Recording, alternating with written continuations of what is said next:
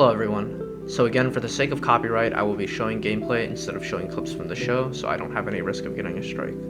Please like and subscribe or support me on Patreon. I would love to do this full time if possible. So I recently finished Is It Okay to Pick Up Girls in the Dungeon, Season 4, Part 1 and 2, and Season 5, and I would like to share my thoughts on the anime.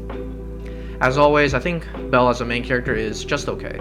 The usual gung-ho, lucky, and hardworking protagonist in these kind of isekai / fantasy anime, adjacent anime, kind of tire me at this point. I feel like it's kind of a tired trope. And it also feels like there's too many characters at this point, so it's hard to remember all the characters' names. Like, there's everyone from the Hestia family, everyone from the Freya family, the Hephaestus family, so on and so on and so on, and there's just way too many characters for me to remember at this point.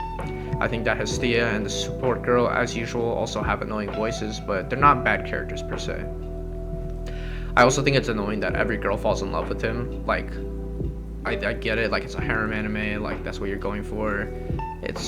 But like, yeah, I don't know. It's just not doing it for me. The action is pretty well done sometimes. The movement of each character feels fluid and impactful, but other times it feels static and monotone. Feels like the animation gets super basic sometimes. I think that the world of this anime is pretty interesting though. You know, gods have taken human forms and have families where they adopt children and create massive organizations or families, which then go and explore these giant dungeons for resources. The dungeon itself is still just your standard fantasy dungeon though. It itself is not that interesting. Now to discuss the actual stuff that happened in the season. For Season 4, some of the stuff that annoyed me, I think Jura as an antagonist in Part 2 was not really great. I felt like he was kind of a weak antagonist, and at one point they find out he wants to tame the monster, but they still stand there and don't try to kill him or anything. Like, at least take the whip away that like he uses to control the monsters. Like, really, you're just gonna stand there and let him monotone for like half an episode? I think that it's also super predictable that the monster wouldn't listen to him and it would just kill him right away. Another thing that annoyed me is that why don't they believe Cassandra when she tells them that shit's going down? Like, she predicts the moss monster in Part 1 and her family knows about her foresight as well, but like no one believes her still. Like, I don't understand that part. Like, they should at least listen to her after the moss monster came, like she predicted that. The boss fight as well, the Cassandra also annoyed me for the fact that she did like nothing. Like, the entire time she was just worrying about random stuff and like did not help anyone whatsoever. I don't even think she casted a single heal spell during like the boss fights.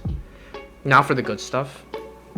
I think the season gives you a big sense of adventure this season, and you're supposed to like feel them going through the new dungeon and like following their exploration. It makes you really feel the adventure.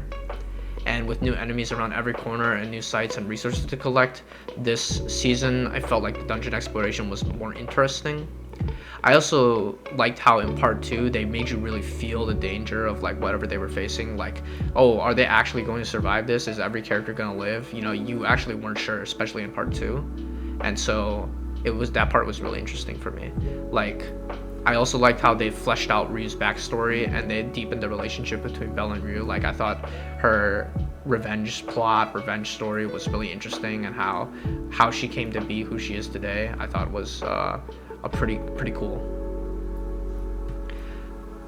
On to Season 5. I think Season 5 was much more boring than the last season. I think part 2 of Season 4 was really interesting for me. I like just seeing how they are going to survive the deeper floors. But this season for me, I don't know, it just wasn't doing it. I didn't really care much about the date stuff at the beginning of the season. Like, it felt super pointless to me because you knew that Belle was probably just going to reject her.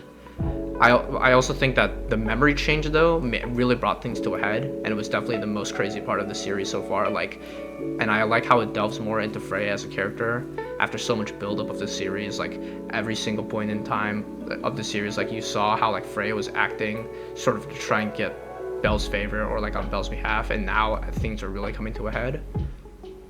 However, I think that they could have gone further with Freya's character development. Like, even though like we all saw like knew something was coming and like this big moment was gonna happen where she like hypnotized everyone, I felt kind of weird that like just because she got rejected and she's doing this, like she feels kind of like a psycho lady and like it feels like her reasons for doing things aren't really fleshed out well enough at this point. I don't know. As for the big battle that happens during this season between the Frey family and like all the other families, especially Hestia family, I don't know. The big battle just didn't really interest me at this point. Like this big battle was just like characters just slamming swords into each other and like firing arrows and shit. Like I don't know. Even the big boss fight with the big guy from the Freya family just didn't feel like that interesting for me. I really did like the ending though of season 5. I thought it was like a great bittersweet moment. Like Freya just doesn't want to be a goddess anymore. She starts crying and she's like, "Oh, I just want to stay with my friends at the tavern and just be a normal girl." That was I think it's one of the best moments of the season of the entire series. The show was kind of a mixed bag for me. Season 4 part 1 and season 5 were okay, and I thought season 4 part 2 especially was great. I think I would give season 4 part 1 a 7, season 4 part 2 an 8, and season 5 a 6 out of 10.